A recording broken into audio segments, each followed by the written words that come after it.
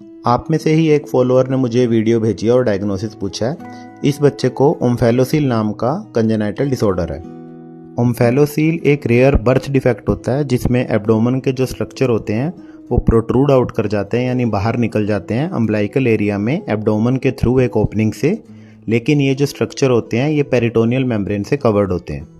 कारण की बात करें तो ये उन मदर्स में देखने को मिलता है जिनकी प्रेगनेंसी के टाइम पर एज 35 ईयर से ज़्यादा होती है, या जो स्मोकिंग या ड्रिंकिंग करती हैं, या जिनमें मोटापा ज़्यादा होता है, ओबेसिटी होती है, डायबिटीज़ मेलाइटिस होती है, हाइपरटेंशन होती है, या जो SSRIs क्लास ऑफ ड्रग्स का इंटेक करती हैं जिन्हें हम सिलेक्टिव सेरोटोनिन रीअपटेक इनहिबिटर्स कहते हैं, जैसे कि पैरोक्सेटिन या सर्टेलिन। पैथोलॉजी की बात करें तो एम्ब्रियो जब 6 से 10 हफ्ते का होता है तब जो उसकी इंटेस्टाइन होती हैं वो अम्बलाइकल कॉर्ड के अंदर बल्जिन कर जाती हैं और ये एक नॉर्मल प्रोसेस होता है।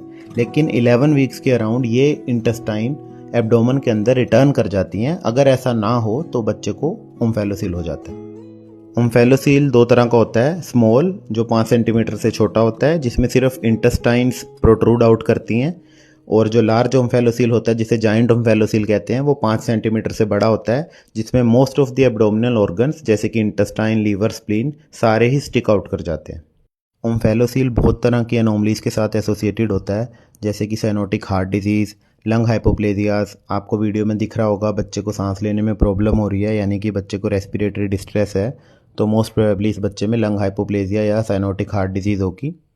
इसके अलावा 50% ऑफ ओम्फेलोसील ट्राइसोमीज के साथ एसोसिएटेड होते हैं, जैसे कि trisomy 13 Patau syndrome, 18 Edward syndrome, 21 down syndrome.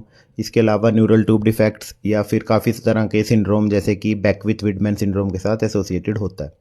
इसके अलावा सेकंड या थर्ड ट्राइमेस्टर का एंटीनेटल अल्ट्रासाउंड पर हम डिटेक्ट कर सकते हैं, फीटल इको कर सकते हैं हार्ट एबनॉर्मेलिटीज़ के लिए, एमनियोसेंटेसिस कर सकते हैं एमनियोटिक फ्लूइड में क्रोमोसोमल एनोमलीज देखने के लिए, मदर के ब्लड टेस्ट कर सकते हैं जिसमें इंक्रीज्ड अल्फा फिटोप्रोटीन मिल सकता है, या फिर फीटल MRI कर सकते हैं फीटल लंग, हार्ट या अदर ऑर्गन के एनोमलीज देखने के लिए। मैनेजमेंट में सबसे पहले ये देखते हैं कि बच्चे की जेस्टेशन कितनी है, एज कितनी है यानी कि, और ओम्फेलोसील का साइज़ कितना है। अगर ओम्फेलोसील छोटा होता है तो उसे इमीडिएटली क्लोज कर देते हैं बर्थ के बाद। लेकिन अगर लार्ज ओम्फेलोसील हो या प्राइमरी क्लोजर पॉसिबल ना हो हार्ट या लंग एनोमली के कारण, तो स्टेजेस में हम क्लोज करते हैं जिसमें टिश्यू फ्लैप्स का यूज़ किया जाता है। सर्वाइवल रेट की बात करें तो रफली 95% के अराउंड होता है, बट ये वेरिएबल होता है। ये डिपेंड करता है कि साइज़ कितना है ओम्फेलोसील का और एसोसिएटेड एनोमलीज कितनी है।